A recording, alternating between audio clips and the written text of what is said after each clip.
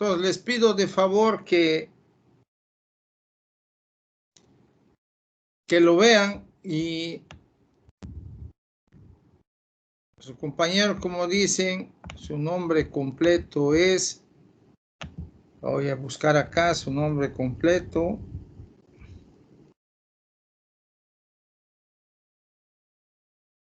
Felipe de Jesús Cordero Gutiérrez.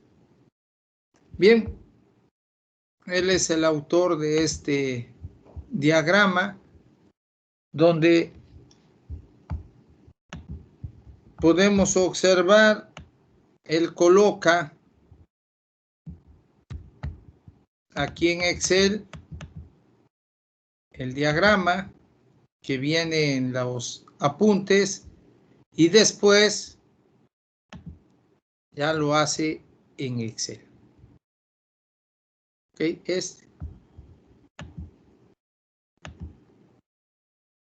Bien, pregunta, ¿esta solución de qué tipo es? 1, 2 o 3.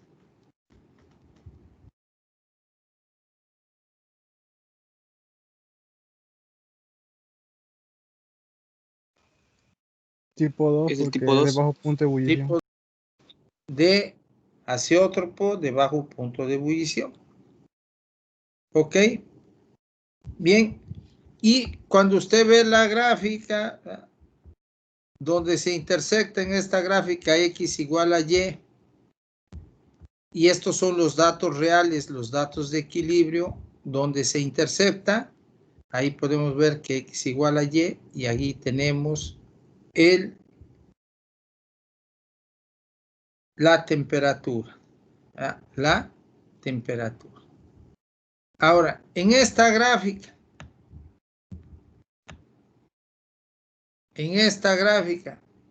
observen, porque lo importante es observar la gráfica. ¿Dónde leo la temperatura? Del lado izquierdo. Del lado izquierdo. ¿En qué eje? De las Y. En el eje de la ordenada. Se llama ordenada esta. En este eje, puedo leer la temperatura. Entonces, la representación la tenemos aquí del lado izquierdo. Entonces, esa es la parte fundamental. Una vez la gráfica, esta es temperatura. Esta, en este eje, del lado derecho de la ordenada, ¿qué voy a leer ahí? La fracción mol del vapor. La fracción mol del vapor. Y entonces, la fracción mol del vapor. Bien. Bueno, pues muchísimas gracias al joven. Y recuerden, podemos manejar los datos y representarlos de diferentes formas. Excelente. Muy bien.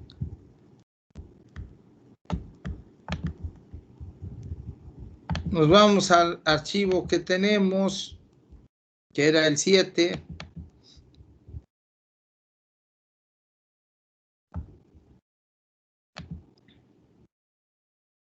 Bien, el día de ayer ya comentamos esta parte donde nos dan las composiciones y normalmente en los balances de materia decíamos ayer F igual a D más W, F por su fracción mol igual a D por XD más W por XW. Esa XF o la XD o la XW tiene que referirse a un componente. Las tres tienen que referirse al mismo componente. Y en este caso, ¿cuál va a ser el componente que tenemos? El etanol. Por eso XF vale 0.35. 35 entre 100, 0.35, y decíamos que fracción en peso. Aquí en el agua, 15 del etanol, que sería el más ligero, 0.85. Ok. Y en el fondo, el etanol 0.05. Entonces, por eso vemos XD igual a 0.85 igual a 0.05. Entonces, ya sustituyendo lo que ya sabemos, D más W igual a 1, F por 0.35, D por 0.85, W por 0.05. Pues efectuando cálculos, W igual a 1 menos D, y sustituyendo aquí en la ecuación, F por 0.35 va a ser igual a D por 0.85 más W, pero esa W vale 1 menos D por 0.05.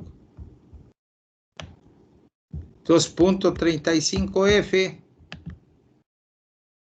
por igual a 0.85D más 1 por 0.05 da 0.05 menos D por 0.05 menos 0.05D. Entonces, este 0.85 menos 0.05 da 0.80D. Ya tengo esta ecuación, la 8, y entonces dice, si F es igual a 1, ¿por qué se supone esto? Porque aquí en el enunciado simplemente me piden inciso A y el inciso B, pero no me dicen cuánto estoy alimentando. Entonces, cuando no nos dicen cuánto estoy alimentando, puedo suponer 1, 10, 100, 1000, cualquier cantidad, ¿ah? Suponiendo. Entonces, en este caso la suposición es 1. Entonces, si F es igual a 1, ya sustituimos 0.35 por F, la F vale 1, igual a 0.80 por D, más 0.05. Entonces ya tenemos 0.35 igual a 0.80 D más 0.05. Este va a pasar restando y después despejo D igual a 0.35 menos 0.05 entre 0.8 me da 0.375.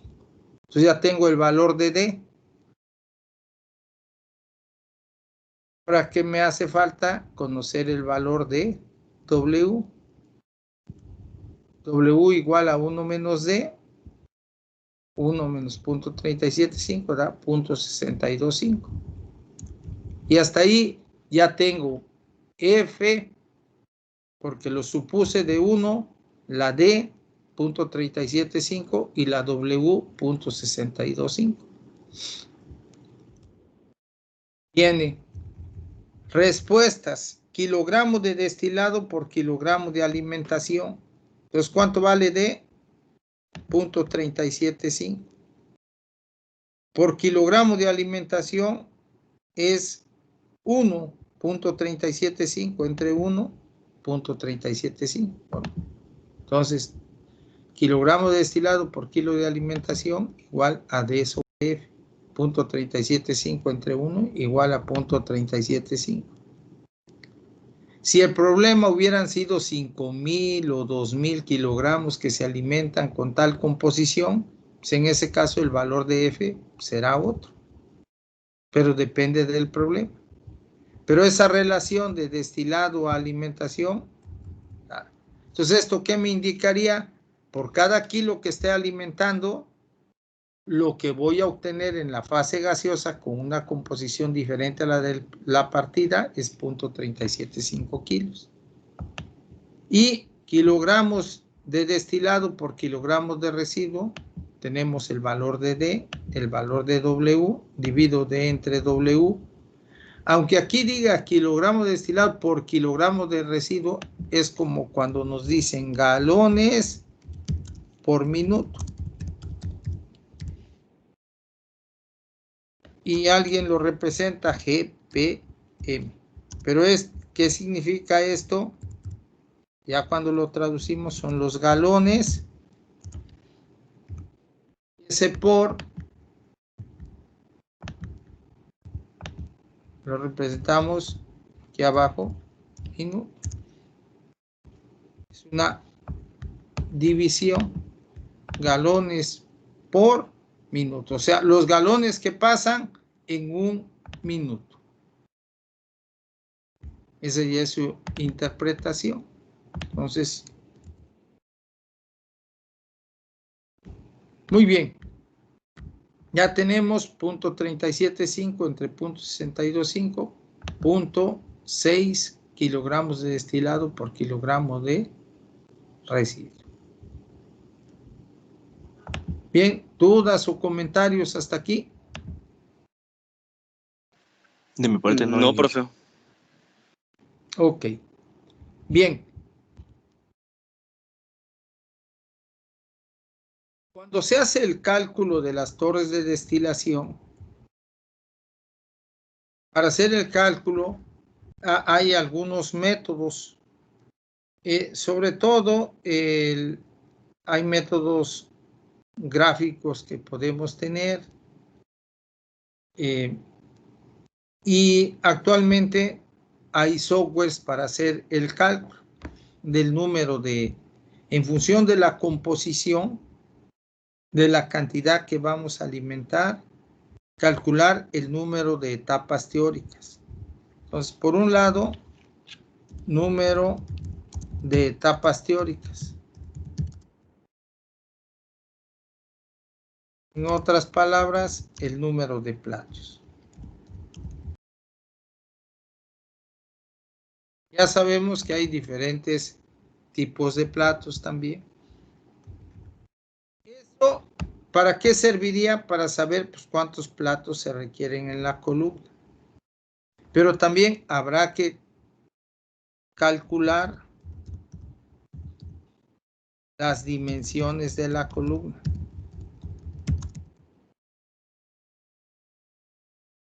¿Cuáles dimensiones? Su diámetro. En función de el número de platos, la altura. Si tienen bajantes, las bajantes para la carga hidráulica.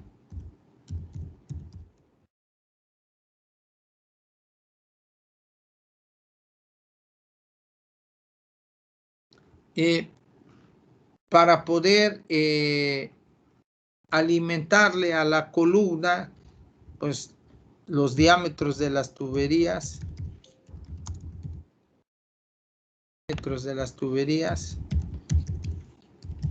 ¿Cuáles tuberías tiene usted? La de alimentación, la que sale del fondo de la columna hacia el reboiler, la que sale del reboiler a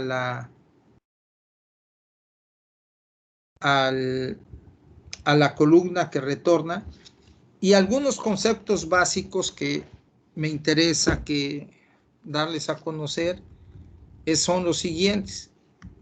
Normalmente cuando manejamos líquidos, los diámetros son más pequeños. Líquidos. Cuando a la salida del cabezal superior del reboiler sale material, como hay vaporización, entonces al vaporizarlo, normalmente cuando manejamos vapor, sus diámetros son mayores. Sobre todo porque aquí en estas columnas, hablando de las columnas como tal, no manejamos altas presiones para comprimir el vapor, sino prácticamente de aquí algunas trabajan a presión atmosférica, otras a presión de vacío, y hay algunas que trabajan presionadas. Pero la idea fundamental es normalmente en las salidas de las tuberías donde salen vapores, normalmente sus diámetros son mayores. ¿Por qué? Porque ahí utilizamos lo que es el volumen específico. El volumen específico. Y recuerde, entre más baja sea la presión, pues el volumen específico para manejar 1 kilo, pues normalmente son valores otras palabras, su densidad es muy baja. Bien, cuando ustedes vean columnas de destilación, vamos a encontrar esos detalles. Igual en los domos de la columna, aquí salen puros vapores, van a encontrar que los diámetros son mayores, pero dependen precisamente de su densidad o de su volumen específico. Ya sabemos que la densidad es igual a, perdón, el volumen específico es igual al inverso de la densidad. Y ya. Bueno, entonces ya se calculan esto de la columna, sobre todo en la cantidad de energía que requiere para que opere el reboiler, los condensadores, que serían los cambiadores de calor, este es el reboiler, el tanque acumulador de reflujo,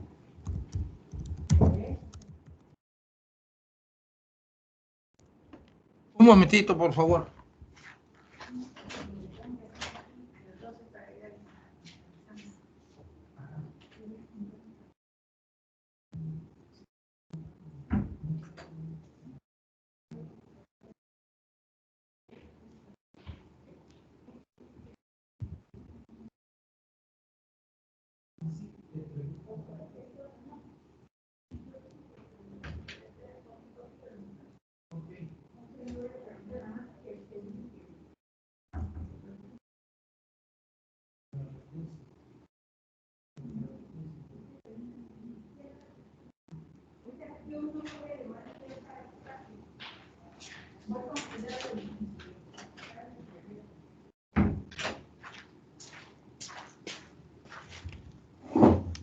Bien, ya regresé. Entonces, ¿en qué mentira me quedé? En el tanque acumulador de reflujo. Recordemos ya cuando nos imaginamos aquí, el tanque acumulador de reflujo es para recibir el líquido y ya después lo alimentamos a la columna. Y de ahí colocamos normalmente bombas para tener el corte. Esta es una representación de la columna de destilación, pero ya para tratar de hacer los balances. Pero ya los diagramas de proceso en los DTI ya son muy específicos porque nos interesa saber los equipos involucrados en el control del proceso. También la instrumentación, todos los loops de control que se requieren, las bombas que requerimos. Normalmente en la línea de alimentación hay una bomba que vendrá de algún tanque o de alguna parte del proceso. Los productos del fondo que hay que sacarlos de la columna y enviarlos, etc. Entonces, recuerden cuando vimos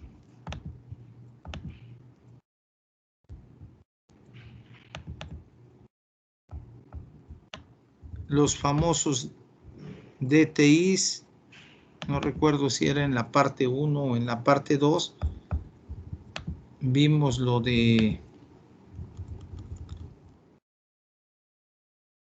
los DTIs. Aquí está este.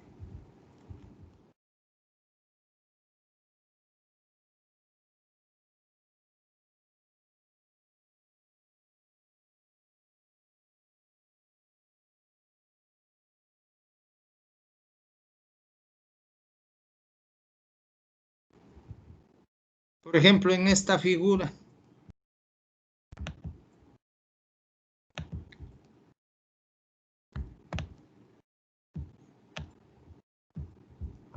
Sale los vapores, aquí está el condensador, a veces tenemos 2 o tenemos 3, hay condensador, hay enfriador, hay algún cambiador para recuperar venteos que se generan acá.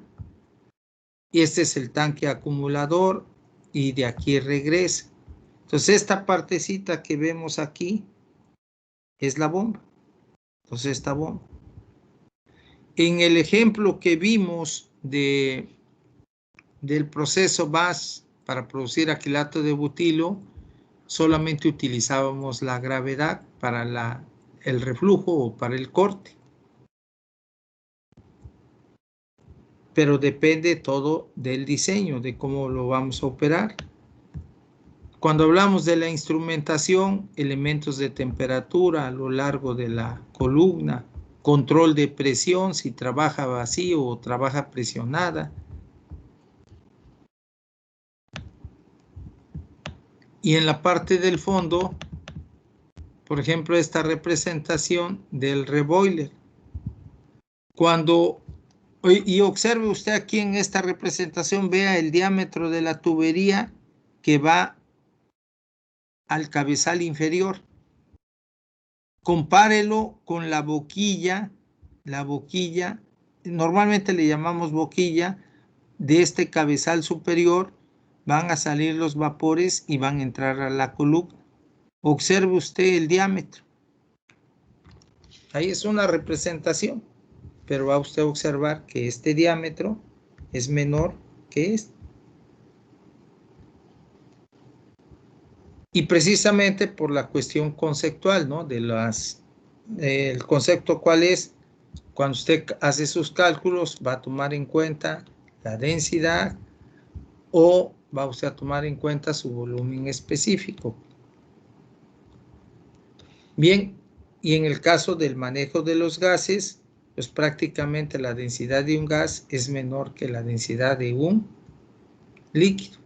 ¿Por qué? Porque están más dispersas las moléculas y para poderlas juntar necesitamos altas presiones para comprimir. También que vamos a calcular, pues la tubería que alimenta vapor al reboiler, las tuberías por donde va a salir el condensado, la trampa de vapor, de qué capacidad va a ser, etc. Y aquí dice producto de fondos, no tiene representada la bomba. Normalmente en las salidas del fondo, pues tenemos bombas. Y cuando, tratando de recordar lo de los DTIs,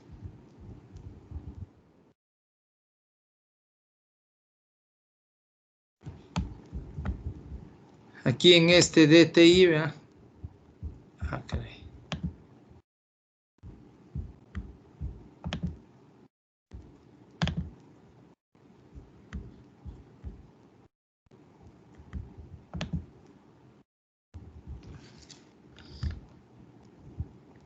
Esta es la línea de salida y este es el reboiler. Cuando hablamos de la línea del fondo, este es el fondo de la columna, viene su línea, esta está aislada, va a dos bombas, acá dice bombas. Y entonces normalmente hay una de SPER y una que está funcionando. Y cuando hablamos ya de la instrumentación, pues se refiere a toda esta información que está acá.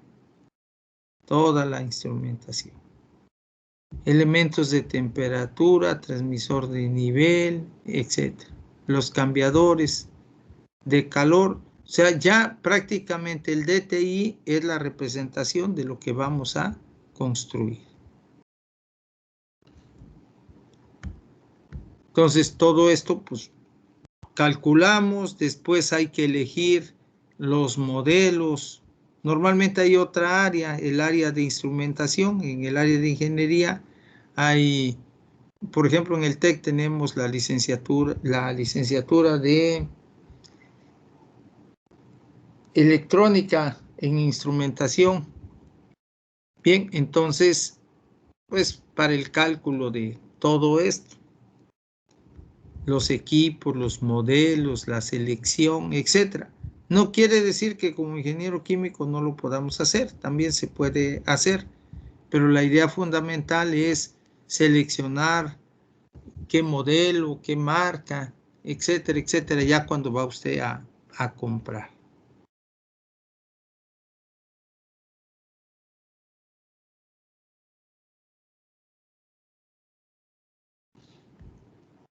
Esta es la línea de alimentación. Recordemos, en las figuritas de los balances solo colocamos una entrada. Ya en la vida real o cuando alguien hace sus cálculos puede colocar varias alimentaciones. Si por alguna razón cambia la composición de lo que estamos alimentando, entonces tiene usted ciertas opciones para cambiar de plato de alimentación. Normalmente en los cálculos se determina para una cierta alimentación en qué plato se va a alimentar.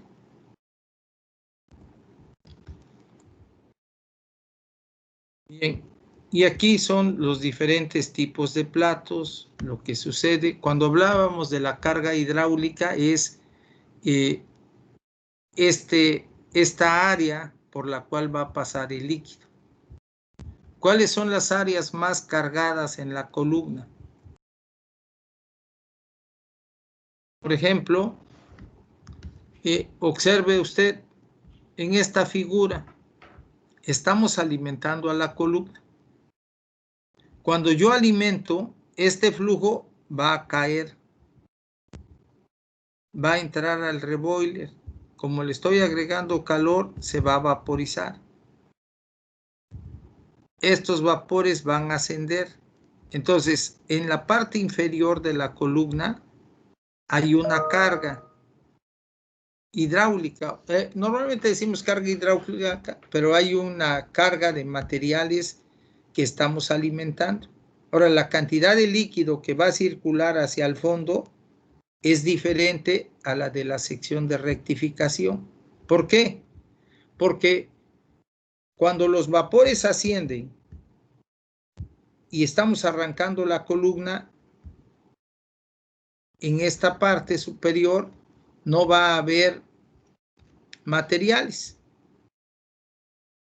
solamente los vapores. Una vez que los vapores ascienden, se condensan y lo regresamos como reflujo, este reflujo es el que nos ayuda a rectificar, va a caer. Por lo tanto, si hiciéramos el balance en el plato de alimentación, la cantidad de este líquido que está regresando ya aquí es donde dice F, más la alimentación, pues ese líquido va a ser mayor. O sea, por eso decimos que en la parte inferior manejamos mayor cantidad de materiales.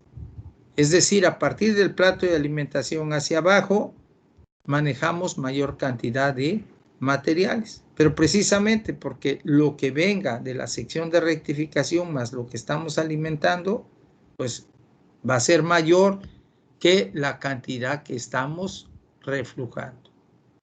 Por ejemplo, hay columnas donde a veces alimentamos 5,000 kilos o 17,000 kilos. Y de reflujo a lo mejor tenemos 3,000 o tenemos 2,000 o tenemos 4,000. Entonces, pues en la parte que va hacia abajo, que sería la sección de agotamiento, aquí le agregué que también en los libros dice sección de despojo, entonces la cantidad que estamos manejando es mayor. Entonces vamos a encontrar también diseños de columnas que parecen como si fuera una botella, sobre todo en la industria petroquímica, como si fuese una botella. Más gordo en la parte inferior y en la parte superior más angosto el diámetro. ¿Por qué? Por el manejo de los flujos. Entonces, son la cuestión de conceptos. En función de las cantidades, pues quien calcula pues hará el diseño. En otros casos, todo el diámetro es normalmente se coloca el mismo, como en este caso. Bien, pues esa sería la información. Y para concluir,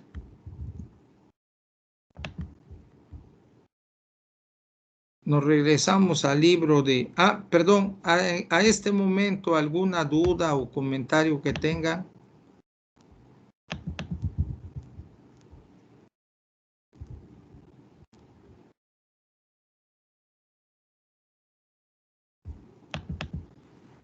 Vuelvo a repetir, duda o comentario que tengan.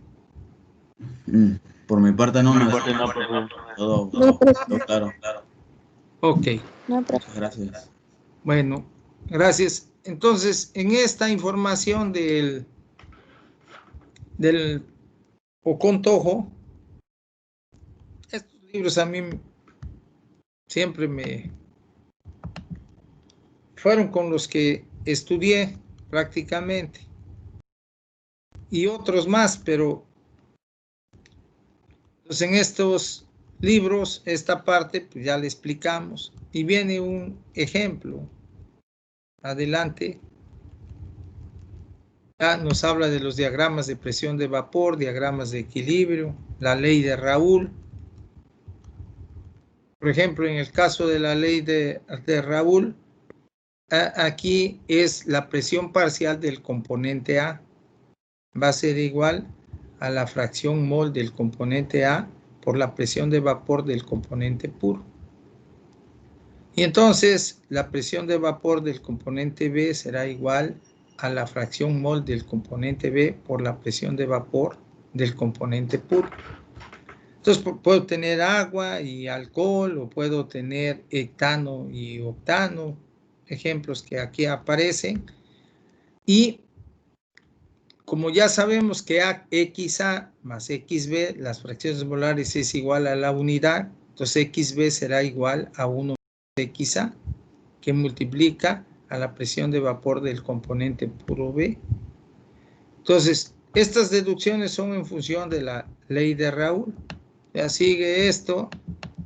Por lo tanto, dice, si cumple con la ley de Dalton, que es igual a la suma de las presiones parciales, esto lo vemos normalmente en físico-química.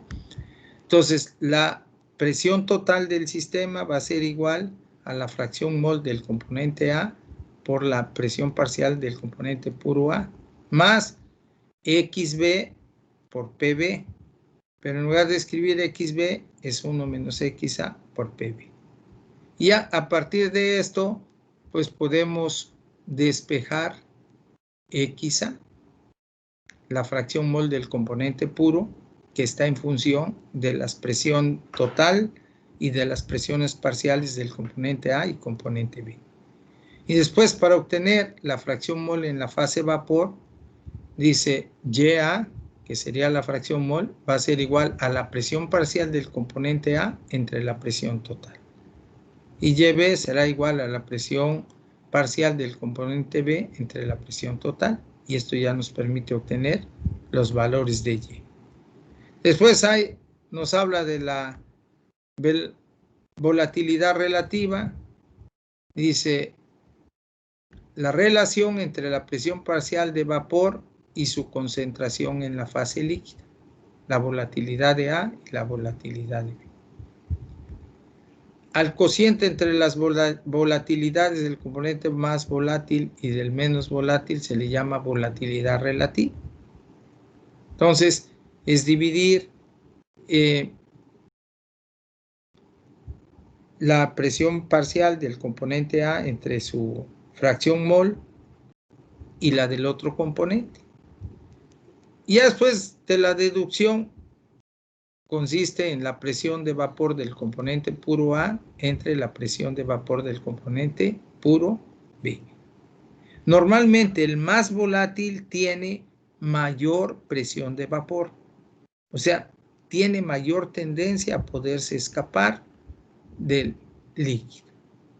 Y cuando hablamos de los componentes puros, entonces por esa razón, cuando vemos los diagramas, el que tiene más baja temperatura de ebullición tiene mayor presión de vapor. El que tiene mayor temperatura de ebullición tiene menor presión de vapor cuando los comparamos. Entonces están las fórmulas y aquí está esta, aquí aparece la deducción de la fórmula y finalmente viene la aplicación. Nos dan la temperatura P7 y P8. Entonces P7 es la presión de vapor del componente puro hectano y P8 la del octano. Entonces en el enunciado dice ejemplo 5.1, las tensiones de vapor. Cuando utiliza la tensión de vapor, tensión es sinónimo de presión. Las presiones de vapor del hectano y el octano son las siguientes en milímetros de mercurio. Entonces nos las dan a diferentes temperaturas, desde 98.4 hasta 125.6. Dice, si las mezclas de estos componentes cumplen la ley de Raoult, determine los datos de equilibrio. ¿Cuáles son los datos de equilibrio? Los valores de X y los valores de Y, calculados directamente a partir de las presiones de vapor. B, la volatilidad relativa a cada temperatura y C, la relación analítica entre las composiciones de equilibrio de la mezcla a la presión de una atmósfera tomando el vapor, el valor medio de la volatilidad relativa. Entonces, para el inciso A, de las fórmulas, la presión de vapor de un componente más la presión de vapor del otro componente. ¿Cuál sería un componente? El hectano. ¿Cuál sería el otro componente? El octano. Entonces, la deducción de la fórmula, esta deducción de la fórmula, esta X, ¿a qué va a ser igual? Dice, a la presión total menos la presión del octano entre la presión del hectano menos la presión del octano. Y esta fórmula que les voy a encargar que ustedes vean, esta sería esta. La presión total va a ser igual a XA por PA más 1 menos XA por PB. Esta PA, si fuera el hectano y el octano, sería acá P7, acá sería P8. Entonces, de aquí esta PB por 1 va a dar PB menos XA por PB y ya después puedo despejar XA. Entonces, finalmente, esta PB, ¿verdad? Cuando la multiplico por 1, la puedo pasar restando hacia acá, P menos PB. Y abajo, ¿qué me va a quedar? XA por PA y me va a quedar menos XA por PB. Factorizo XA y entonces, al factorizarlo, va a dar por PA menos PB. Entonces, despejo XA. Entonces, XA que va a ser igual a P menos PB entre PA menos PB. Bien. Entonces, de esa forma, llega usted a esto, que sería el equivalente X igual, aquí está la deducción, y ya obtiene usted el valor de X. Ahora, el valor de Y es la presión parcial del componente, de uno de los componentes entre la presión total. Y aquí ya lo obtiene. Entonces, de esta manera, a diferentes temperaturas, para cada uno, puedo calcular los datos de equilibrio. Y esos datos de equilibrio que usted calcule quedan así, datos de equilibrio. Puede usted calcular también la volatilidad relativa. ¿Ya? Ahora, estos datos de equilibrio calculados a partir de las presiones de vapor, si ya tengo temperatura X y Y, entonces puedo hacer mi gráfica de los datos de equilibrio. Bien, y la noticia es que el lunes, para que tengan 2 horas, tenemos el examen. Bien, ¿dudas o comentarios?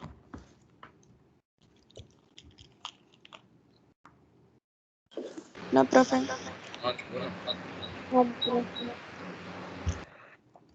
Bueno, entonces les pido de favor que, como siempre, estudien duro y recuerde nuestros aprendizajes. Segundo, les vuelvo a preguntar, el día de ayer les pregunté si les había llegado el correo de los libros. Entonces hoy le vuelvo a preguntar, pero ya directo. Señorita Ángela Alejandra Mendoza Juárez, ¿recibió usted algún correo de los libros que mandó el TEC? ¿Sí? ¿Ya pudo usted entrar? No, disculpe. Bueno, ¿tiene el correo? No. ¿Cómo? Me dijo que sí y no lo tiene. Lo enviaron al grupo de WhatsApp. Es que lo compartieron por el grupo de WhatsApp y pues ahí se pueden descargar. A ver, ¿quién lo compartió? No me acuerdo. ¿Mande? No recuerdo el nombre, pero sí lo compartieron y yo lo vi. A ver, vamos a ver, recuerden, estos son ejercicios de rastreabilidad. En los ejercicios de rastreabilidad tenemos que ubicar la información. Entonces, por favor, acceda usted a su teléfono y vea. Axel Arad. Fue Axel, profe. Axel. Lo que pasa es que el profe está preguntando de que si nos llegó el correo sobre la biblioteca virtual. Lo que yo mandé eran los archivos que había mandado a cada uno de los demás. Ok. Lo de la biblioteca virtual no llegó, pero se subió a la Ajá. página del TEC y ahí dice de que se ingresa poniendo el correo institucional y tu CURP. Sí, de hecho yo entré ayer y ya pude entrar, maestro. No enviaron ningún correo personal. Ok. Entonces, a ver, voy a entrar a la página del TEC. Dicen que en la página dice Minatitlán TEC NM. Qué bueno que me dicen para estar informado. ¿En qué parte? Aquí está, acceso exclusivo para estudiantes y personal. Perfecto. Dice, importante, para acceder al libro necesitas tu correo institucional como usuario y tu CUR como contraseña. Bien. Vamos a aprovechar estos minutos que nos quedan. Cada uno entre, por favor, entre a el libro. Entonces,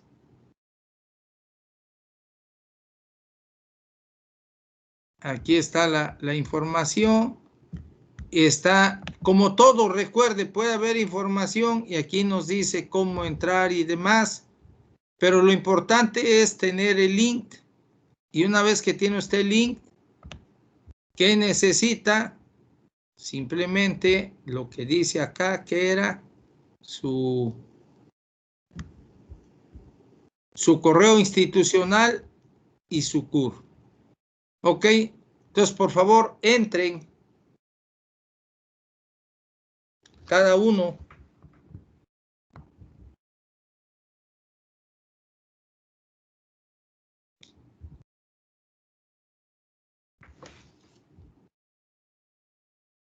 Ya, profe. Ok, ya entró uno.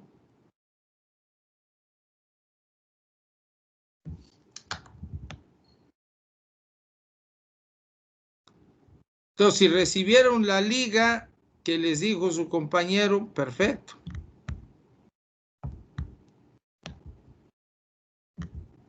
Si alguno no tiene la liga, o sea, la dirección, pues a veces podemos poner, dice ahí, el libro. Yo igual ya entré, maestro. Ok, perfecto. Van 2.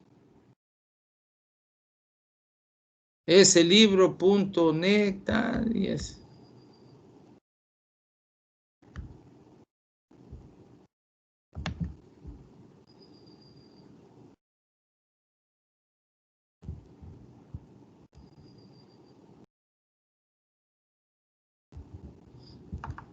Bueno, recuerde, en todos los programas de estudio aparece bibliografía. Entonces, de cada una de las materias, pues puede usted buscar esa bibliografía o usted puede conocer de algún otro libro o algún maestro le dice, oye, en tales libros puedes consultar. Entonces, siempre tome nota y esos pues trataría de buscarlos en primera instancia. Si no, como en la farmacia, un similar. Bueno, ahora Alejandra, ¿ya pudo usted entrar?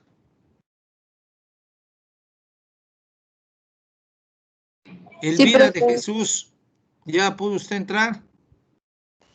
Sí, ya puede acceder apenas. Ya puede entrar.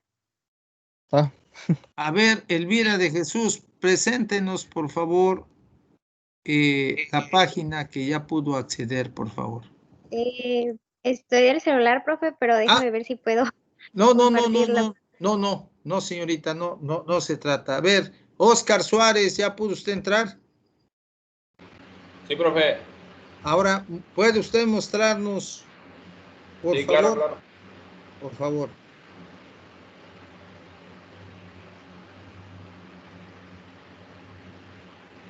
No sé si ya lo vean.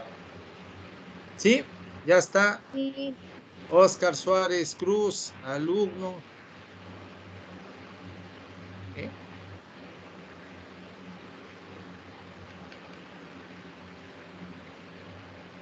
Muy bien.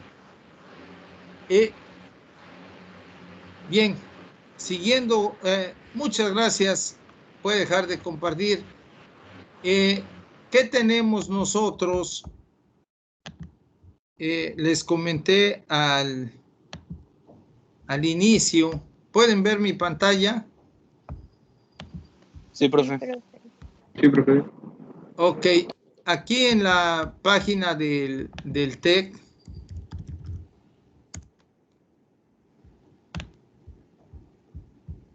tenemos esto, Khan Academy. Puede usted ver México X. Tiene usted MOC. Entonces, puede usted aprender, si así lo desea. La primera parte básica es las materias que lleva, pero también en sus tiempos puede usted aprovechar para entrar a estas plataformas y ver cursos que son gratis. Algunos ya venden también, pero la idea fundamental, todo lo que sea gratis. Entonces lleva usted los cursos y... ¿Por qué? Porque tenemos más de 48 años ofreciendo una educación superior de calidad. Bueno, eso es lo que dice aquí en el TEC. Bueno, y esa es la idea. Entonces, aprovechemos los recursos y lo más importante, sean felices, ayuden a sus padres y sigan los principios que sus padres les inculcaron. Bueno, que tengan excelente tarde. Lunes, examen. ¿Dudas o comentarios? Profe, tengo una duda sobre el PDF equilibrio de líquido y vapor de varias sustancias. Ajá. Es que vienen algunas notas sobre el pseudo peso molecular. ¿Lo tomamos en cuenta para ocuparlo para de mola a peso? Es que algunos de los detalles cuando hablan del pseudopeso molecular, para poder hacer alguna relación, cuando usted compara el peso molecular de la sustancia, no le va a cuadrar con los valores que ahí aparecen. ¿Ok? Entonces hicieron esa consideración y ya para poderlos representar. ¿Sí? Diferentes a los valores de los pesos moleculares reales. Ajá, es lo que estaba viendo. Entonces, ¿sí? Para convertirlo en dado caso de % mol a % peso, ¿ocuparíamos ese pseudo? ¿O el peso molecular normal? La idea fundamental de esos casos, tomaría uno siempre el peso molecular que supusieron esos amigos. Esa es la idea para que cuadre siempre. O sea, como es una información donde alguien toma una consideración y nos las da a conocer, pues tenemos que ir a esa base. Porque recuerde, lo que usted hizo al comenzar a leer, eso es importante. Porque podemos tomar ciertas bases y si no las entendemos, pues podemos a la hora de hacer cálculos, precisamente tomar los pesos moleculares normales que conocemos y tener errores. ¿Ok? Sí. Bueno. También estuve checando sobre eso, que solo nos dan de un componente. Entonces el otro componente lo tomamos tal cual como el peso molecular. Ah, exacto. Ah, ok. Gracias. Esa sería mi duda. Sí. Muy bien. Bueno, pues que tengan excelente tarde. Cuídense mucho. Muchas gracias, maestro. Que esté muy bien. Muchas gracias, profe. Hasta luego. Hasta luego.